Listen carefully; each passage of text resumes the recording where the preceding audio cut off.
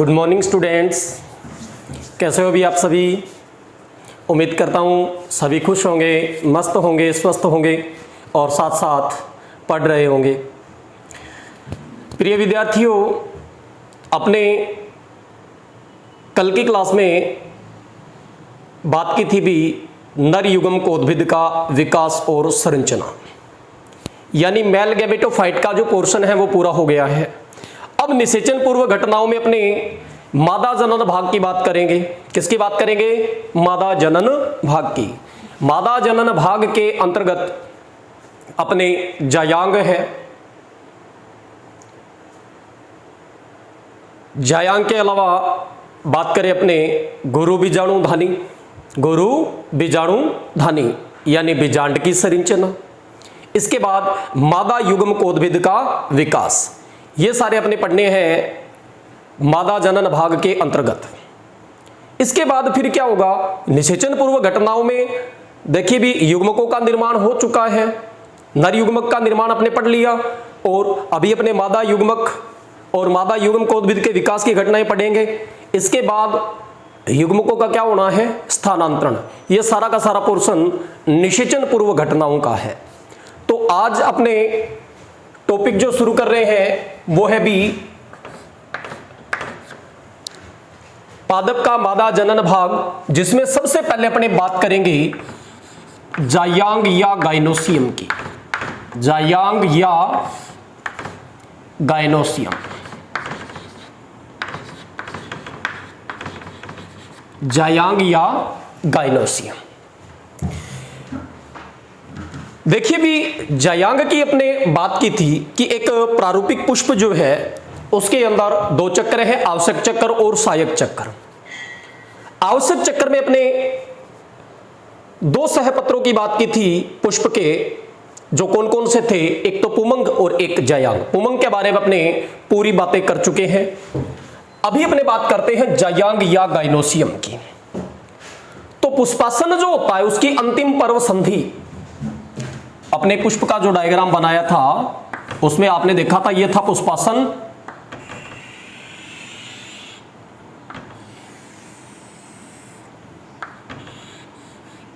ये था जायांग, ये थे पुंकेसर, यानी पुमंग और जायांग। इसके अलावा बाह्य दल और दल कौन से हो गए भी? सहायक अंग हो गए। इसकी अपने बात कर चुके हैं। बात करते हैं जायांग की। तो एक प्रारूपिक पुष्प जो होता है उसके अंदर अंतिम पर्व संधि पर पाए जाने वाले पुष्प पत्र चक्र को, अंतिम पर्व संधि पर पाए जाने वाले पुष्प पत्र चक्र को क्या कहते हैं? जायांग कहते हैं। क्या कहते हैं? जायांग कहते हैं। जायांग जो होता है ये पादप का या पुष्प का मादा जनन भाग होता है। क्या होता है? मादा जनन भाग। जायांग जो है ये पुष्प का मादा जनन भाग होता है। क्या होता है भी? मादा जनन भाग। जायांग जो है इसका प्रत्येक सदस्य जो होता है उसको कहा जाता है भी अंडप या कार्पल। अंडप या कार्पल। जायांग या गाइनोसियम का प्रत्येक सदस्य जो होता है उसे क्या कहते हैं? अंडप या कार्पल कहा जाता है। जायांग को अपने स्त्री केशर भी कह सकते हैं भी। क्या कह सकते हैं? स्त्री केशर। इसका प्रत्येक सदस्य यानी जायांग या स्त्री केशर का प्रत्येक सदस्य जो होता है वो क्या कहलाता है? अंडप या कार्पल कहलाता है। क्लियर? एक जायांग जो होता है उसके अंदर अंडपों की संख्या, यानी जायांग का प्रत्येक सदस्य क्या कहलाता है भी? अंडप। जैसे बाह्य दलपुंज का प्रत्येक सदस्य बाह्य दल, दलपुंज का प्रत्येक सदस्य दल कहलाता है। इसी प्रकार से पुमंग का प्रत्येक सदस्य क्या कहलाया था? पुंकेसर। वैसे ही जायांग का प्रत्येक सदस्य क्या कहलाएगा? अंडप। अंडप जो होते हैं, एक जायांग में अंडपों की संख्या एक भी हो सकती है। क्या हो सकती है भी? एक भी। अगर जायांग में अंडपों की संख्या एक होती है तो उस जायांग को क्या कहते हैं? एकांडपी। क्या कहते हैं भी? एकांडपी। और अंडपों की संख्या क्या हो भी? एक से ज्यादा, एक से ज्यादा हो, एक से अधिक हो, तो उस स्थिति को क्या कहते हैं? बहुअंडपी। क्या कहते हैं? बहुअंडपी। अब एक अंडप जो है वो तो स्वतंत्र ही होगा भी, क्योंकि अंडप एक ही है, अन्य कोई अंडप है नहीं, तो किसके साथ जुड़ेगा और किससे स्वतंत्र रहेगा? तो ये तो क्या मुक्त अवस्था या स्वतंत्र स्थिति में रहता है। बहुअंडपी स्थिति जो है इसमें दो स्थितियां बनती है। बहुअंडपी स्थिति में कितनी स्थितियां बनेगी? दो बनेगी। बहुअंडपी का मतलब क्या हुआ कि एक जयांग में एक से अधिक अंडप है, एक जयांग में एक से अधिक अंडप है। तो देखिए, जब जयांग में एक से अधिक अंडप हो और ये अंडप एक दूसरे से क्या हो भी? स्वतंत्र हो। क्या हो भी? स्वतंत्र, एक दूसरे के साथ जुड़े हुए न हो, इस स्थिति को क्या कहते हैं? वियुक्तांडपी। क्या कहते हैं? वियुक्तांडपी, या इसको मुक्तांडपी भी कह देते हैं। अंडप है, इनकी संख्या क्या हो भी? एक से अधिक हो। जयांग में अंडपों की संख्या क्या हो? एक से अधिक हो, और ये सारे के सारे आपस में क्या हो भी? स्वतंत्र हो, एक दूसरे के साथ जुड़े ना हो, तो उसे क्या कहते हैं? वियुक्तांडपी या मुक्तांडपी, या इसे कहते हैं एपोकार्पस। क्या कहते हैं? एपोकार्पस। समझ में आई बात? भी एक जयांग है, उसमें एक से अधिक क्या है? अंडप है। एक से अधिक क्या है? अंडप है। और ये अंडप जो है वो क्या हो भी? एक दूसरे से स्वतंत्र हो, तो स्थिति क्या कहलाएगी? वियुक्तांडपी या मुक्तांडपी, या इसे क्या कहेंगे? एपोकार्पस। दूसरी स्थिति क्या बनती है यहां पे कि एक से अधिक अंडप है। जयांग में अंडपों की संख्या क्या? एक से अधिक है, एक से अधिक है। जैसे मान लीजिए 3 है, 5 है, 3 है, 5 है, 10 है। ये अंडप आपस में क्या है भी? जुड़े हुए हैं, आपस में जुड़े हुए हैं, संयुक्त हैं, तो इस स्थिति को क्या कहेंगे? युक्तांडपी। क्या कहेंगे? युक्तांडपी, या इसे कहेंगे संयुक्तांडपी। युक्तांडपी या संयुक्तांडपी, या इसे कहेंगे सिनकार्पस। क्या कहेंगे? सिनकार्पस। तो दो स्थितियां बनी बहुअंडपी में कि जब अंडपों की संख्या क्या हो भी? एक से अधिक हो, एक से क्या हो भी? अधिक हो, स्थिति क्या कहलाएगी? बहुअंडपी। और बहुअंडपी में जब अंडपों की संख्या एक से अधिक हो और सारे के सारे अंडप क्या हो? एक दूसरे से स्वतंत्र हो, स्थिति क्या कहलाएगी? एपोकार्पस या वियुक्तांडपी या मुक्तांडपी। और जब अंडपों की संख्या एक से अधिक हो और ये आपस में क्या हो भी? जुड़े हुए हो, तो स्थिति क्या कहलाएगी? युक्तांडपी या संयुक्तांडपी। युक्तांडपी या संयुक्तांडपी। एक जयांग जो होता है, एक जयांग जो है या अंडप जो है, इसकी संरचना की बात करें तो संरचना में इसमें 3 भाग होते हैं भी। कितने भाग होते हैं? 3 भाग होते हैं।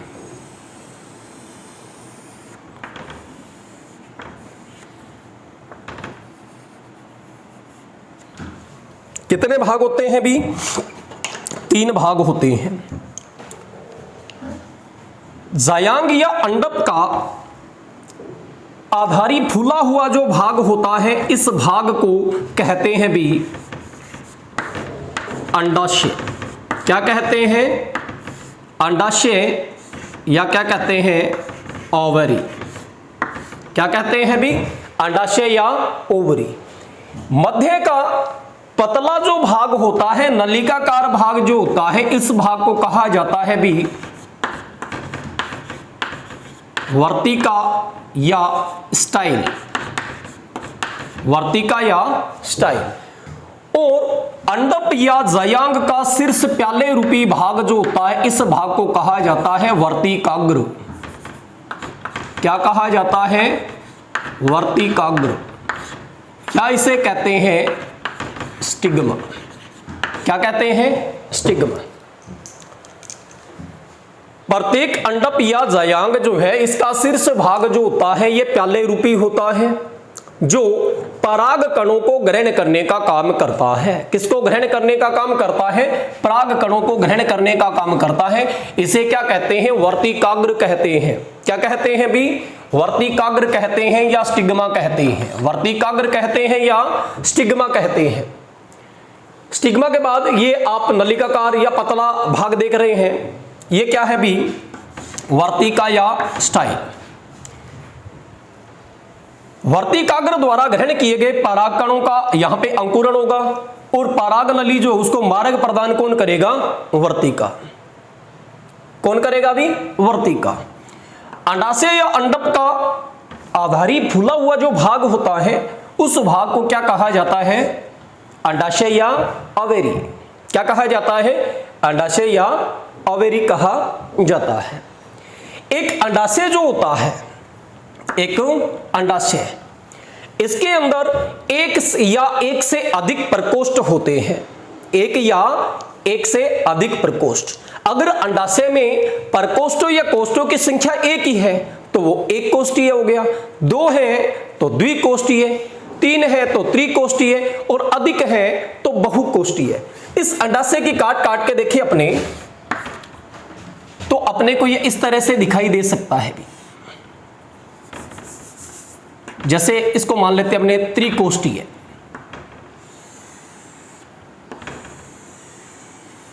कैसा मान लेते हैं इसको? त्रिकोष्ठीय। ये अंडाशय, इसमें कोष्ठों की संख्या कितनी मानी अपने? 3 मानी है, तो अंडाशय कैसा हो गया? त्रिकोष्ठीय। इस त्रिकोष्ठीय अंडाशय में एक उभरा हुआ भाग पाया जाता है भी। क्या पाया जाता है?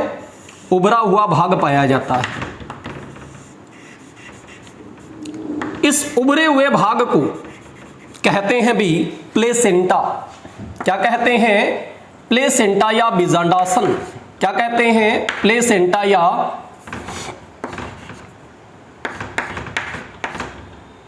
बीजांडासन।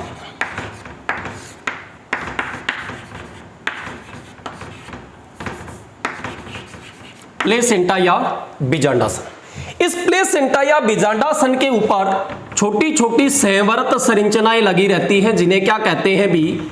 बीजांड कहते हैं। क्या कहते हैं? बीजांड कहते हैं। तो एक अंडाशय के अंदर एक या एक से अधिक प्रकोष्ठ हो सकते हैं। प्रत्येक प्रकोष्ठ को क्या कहते हैं? एक अंडाशय में एक या एक से अधिक प्रकोष्ठ हो सकते हैं। अगर प्रकोष्ठों की संख्या एक है तो एक कोष्ठीय अंडाशय, और 2 है तो द्विकोष्ठीय, 3 है तो त्रिकोष्ठीय, और इससे भी ज्यादा है तो उसे क्या कहेंगे? बहुकोष्ठीय। प्रत्येक प्रकोष्ठ में एक उभरा हुआ स्थान पाया जाता है जिसे बीजांडासन कहते हैं, और इस बीजांडासन के ऊपर क्या लगे रहते हैं भी? बीजांड लगे रहते हैं। क्या लगे रहते हैं भी? बीजांड लगे रहते हैं। बीजांड एक छोटी संवर्त संरचना होती है जो निषेचन के बाद किसके विकास का कार्य करती है भी? बीज के। यानी ये बीजांड ही किस में बदलेगा? निषेचन के बाद बीज में बदलेगा। तो ये अंडाशय से संबंधित सामान्य जानकारी नोट कर लीजिए इस सभी को।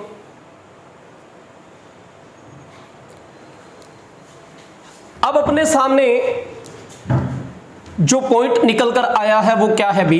बीजांड।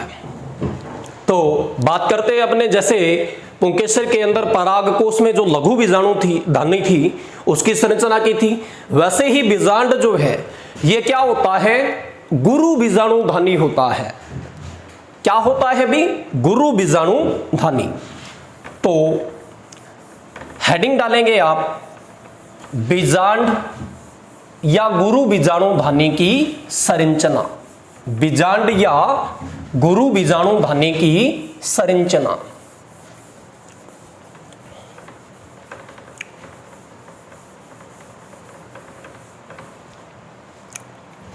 हेडिंग डालेंगे, बीजांड या गुरु बीजाणु धानी की संरचना। बीजांड या गुरु बीजाणु धानी की संरचना।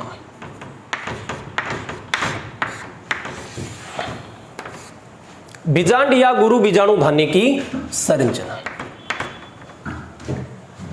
देखिए भी बीजांड या ओव्यूल और गुरु बीजाणु धानी को क्या कहेंगे? Macro sporangium.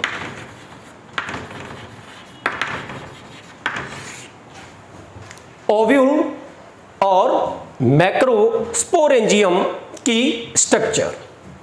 एक बीजांड या गुरु बीजाणु धानी जो है उसकी संरचना कैसी होती है? उसकी संरचना कैसी होती है?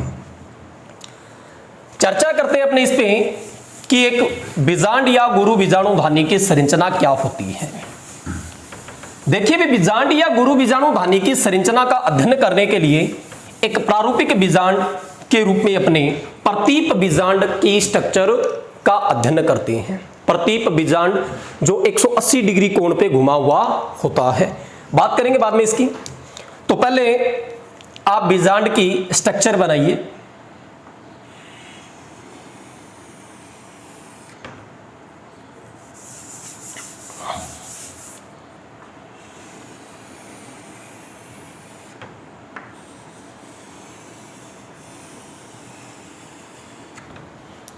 साथ साथ डायग्राम बनाएंगे आप।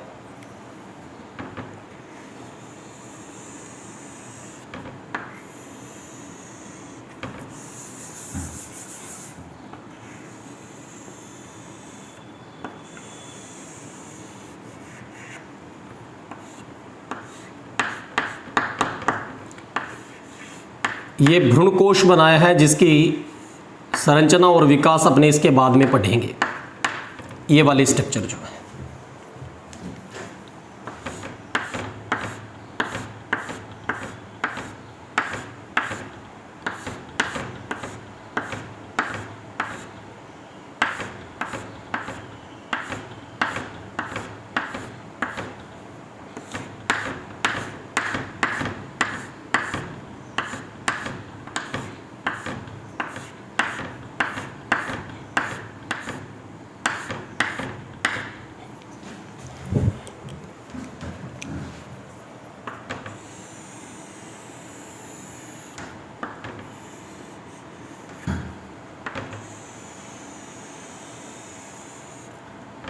एक प्रारूपिक प्रतीप बीजांड है भी।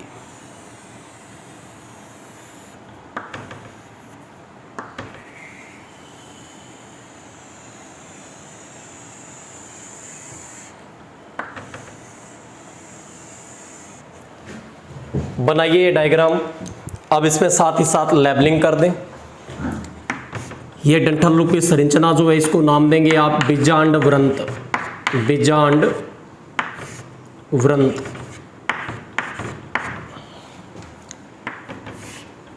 ये संरचना जो है इसका नाम लिखेंगे आप नाभिका या हाइलम। नाभिका या हाइलम। ये जो संरचनाएं हैं ये आवरण जो है इनको बोलते हैं अध्यावरण। क्या बोलते हैं भी? अध्यावरण। ये बाह्य अध्यावरण हो गया, बाह्य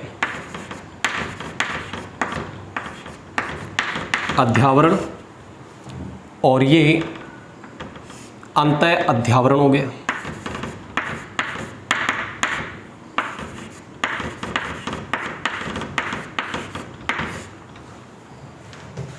ये जो मर्दुत्तकीय कोशिकाएं दिखाई दे रही है इनको बोलते हैं भी बीजांडकाय।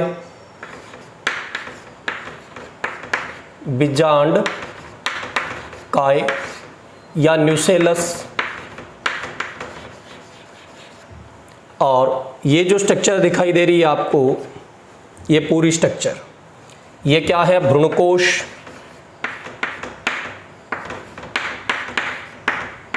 या इसे कहते हैं एम्ब्रियो सैक। Embryo sac. ये इसका ऊपरी छोर जो है इसको बोलते हैं निभाग या चेलेजा। निभाग या चेलेजा।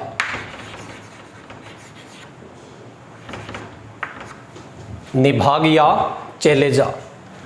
और ये जो छिद्र दिखाई दे रहा है आपको, इसको बोलते हैं बीजांड द्वार। क्या बोलते हैं भी? बीजांड द्वार, या इसे कहते हैं माइक्रोपाइल। माइक्रोपाइल।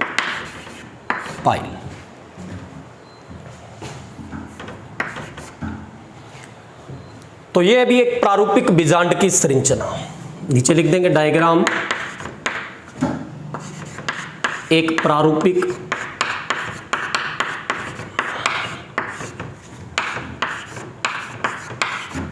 प्रतीप बीजांड, डायग्राम बनाइए आप ये।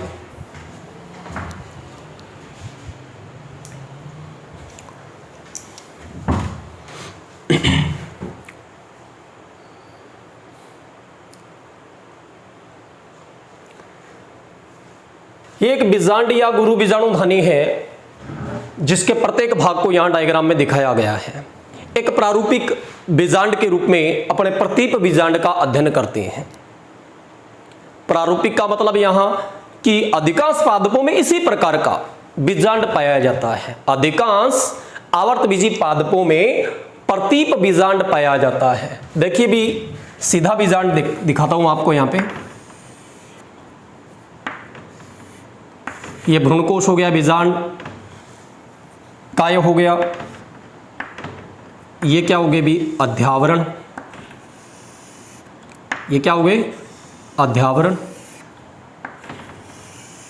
ये एक सीधा बीजांड है। क्या है भी? सीधा बीजांड। अब यही बीजांड, ये बीजांड वृंत है और यहां पे ये बीजांड लगा हुआ है। अगर ये 180 डिग्री कोण पे घूम जाए, घूम गया, उल्टा हो गया, यानी इसका शीर्ष भाग कहां आ गया? नीचे। बीजांड का शीर्ष भाग क्या है भी? जहां पे बीजांड द्वार होता है। क्या होता है? बीजांड द्वार। यहां पे देखिए बीजांड द्वार ऊपर की ओर है, यह शीर्ष भाग है, एकदम सीधा बीजांड है, यानी बीजांड द्वार और निभाग और बीजांड वृंत तीनों एक ही रेखा में है। तीनों एक ही रेखा में है।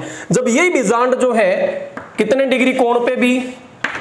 180 डिग्री कोण पे घूम जाए, 180 डिग्री कोण पे घूम जाए, यानी ये वाला जो पोर्शन है,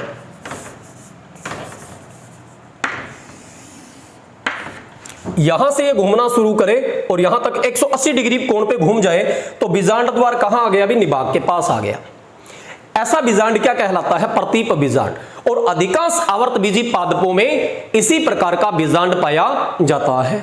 तो मैं जब शीर्ष भाग बोलूं तो इसका मतलब क्या है? बीजांड द्वार की बात कर रहा हूं। बीजांड द्वार कहां होगा? बीजांड के शीर्ष पर।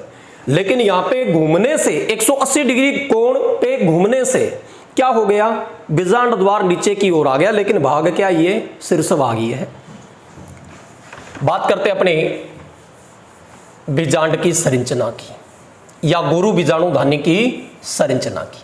आपसे पूछ लिया जाए बीजांड की संरचना चाहे गुरु बीजाणु धानी की संरचना, तो आपको ये स्ट्रक्चर जो है इसको समझानी है। पीछे ये 3 नंबर के प्रश्न में आया है भी कि एक प्रारूपिक प्रतीप बीजांड का नामांकित चित्र बनाते हुए, एक प्रतीप बीजांड का नामांकित चित्र बनाते हुए क्या करना था? इसको समझाना था, इसकी संरचना को समझाना था। प्रश्न कितने नंबर का भी? 3 नंबर का। तो ये डायग्राम अगर आपने याद कर लिया, इसके विभिन्न भाग जो है आपको ध्यान में है, तो इसकी संरचना हो जाएगी। इसी डायग्राम में तो समझाना है। सबसे पहले बात करते हैं अपने बीजांड वृंत की। एक प्रारूपिक बीजांड जो होता है उसमें निम्न भाग होते हैं, तो पॉइंट बनाते हुए चलेंगे अपने। सबसे पहला पॉइंट क्या लेंगे? बीजांड वृंत। क्या ले ले भी? बीजांड वृंत, या इसे क्या कहते हैं? फनिकल। क्या कहते हैं? फनिकल। बीजांड वृंत या फनिकल। बीजांड जिस डंठल रूपी संरचना द्वारा, यहां देखते हैं अपने, मान लीजिए यहां क्या है? प्लेसेंटा है भी। क्या है? प्लेसेंटा। प्लेसेंटा के साथ ये जुड़ा हुआ है। तो बीजांड जिस डंठल रूपी संरचना द्वारा प्लेसेंटा के साथ जुड़ा रहता है, उस डंठल रूपी संरचना को क्या कहते हैं? बीजांड वृंत या फनिकल कहते हैं। क्या कहते हैं? बीजांड वृंत या फनिकल कहते हैं। बीजांड जिस डंठल रूपी संरचना द्वारा प्लेसेंटा या बीजांडासन के साथ जुड़ा रहता है वो क्या कहलाता है भी? बीजांड व्रंत। बीजांड वास्तव में क्या है?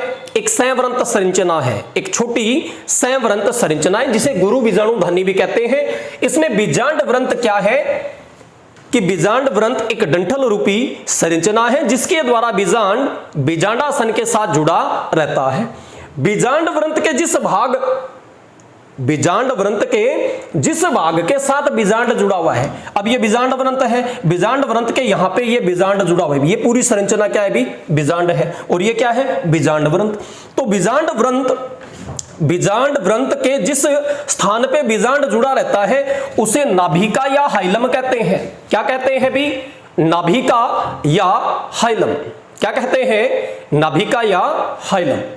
तो ये घटनाएं अपने लिख देंगे किसमें? बीजांड व्रंत में। दूसरा पार्ट लेते हैं अपने, दूसरा पार्ट अध्यावरण या इसे कहते हैं इंटेग्यूमेंट। अध्यावरण या इंटेग्यूमेंट। बीजांड के चारों ओर एक आवरण पाया जाता है जो इसका संरक्षी आवरण है, इसका सुरक्षात्मक आवरण है। प्रत्येक बीजांड के चारों ओर क्या पाया जाता है? एक आवरण पाया जाता है जिसे किस नाम से जाना जाता है भी? अध्यावरण या इंटेग्यूमेंट। अध्यावरण या इंटेग्यूमेंट के नाम से जाना जाता है।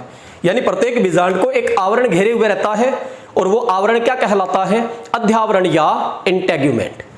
अध्यावरण या इंटेग्यूमेंट जो है सामान्यतः आवर्त बीजी पादपों में दो पाए जाते हैं भी। यानी बाहरी आवरण जो होता है वो दो आवरणों में बटा होता है। बाहर वाला आवरण क्या कहलाता है? बाह्य अध्यावरण या एक्सटर्नल इंटेग्यूमेंट, और भीतर वाला क्या कहलाता है?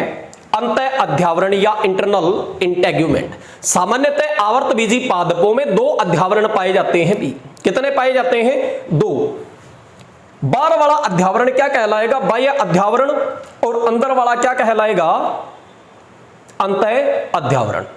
सामान्यतः इनकी संख्या दो होती है। अब जब संख्या इनकी दो हो तो इसे क्या बोलेंगे? बाई इंटेगेमिक या बाईटेगेमिक। तीन होगी तो ट्राईटेगेमिक। अध्यावरण सामान्यतः कितने भी? दो है, लेकिन कुछ पादपों में तीन अध्यावरण भी पाए जाते हैं। कितने पाए जाते हैं भी? तीन अध्यावरण भी पाए जाते हैं। तीन